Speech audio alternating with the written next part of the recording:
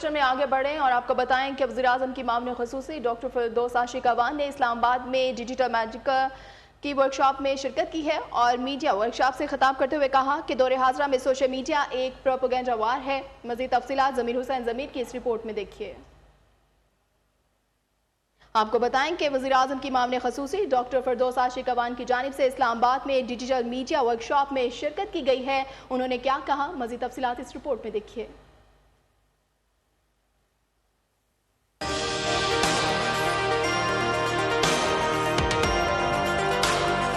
وزیر اعظم کی معاون خصوصی برائے اطلاعات و نشریات ڈاکٹر فردوس عاشق اعوان نے اسلام آباد میں ڈیجیٹل میڈیا ورکشاپ میں شرکت کی اور میڈیا ورکشاپ سے خطاب کیا۔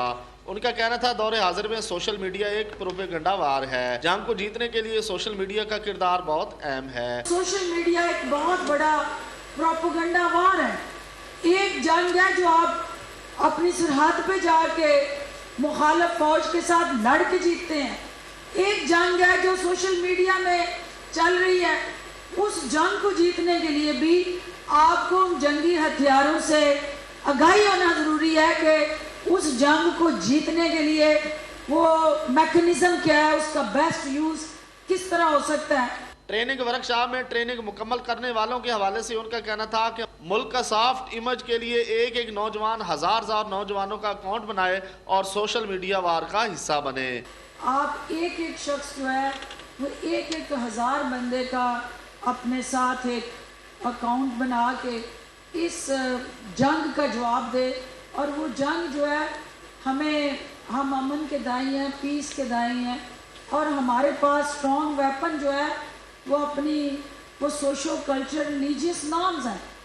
ہم جس دین کو مانتے ہیں وہ الزام تراشیاں، بہتان تراشیاں اور غلط بیانیاں جو ہیں اس کی کوئی گنجائش نہیں ہے۔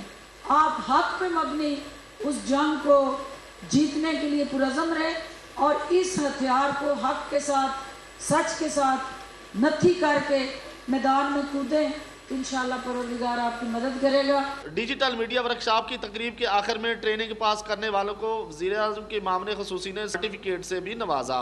کیمرہ مین محمد عمران کے ساتھ ضمیر حسین ضمیر، چینل 5 اسلام آباد۔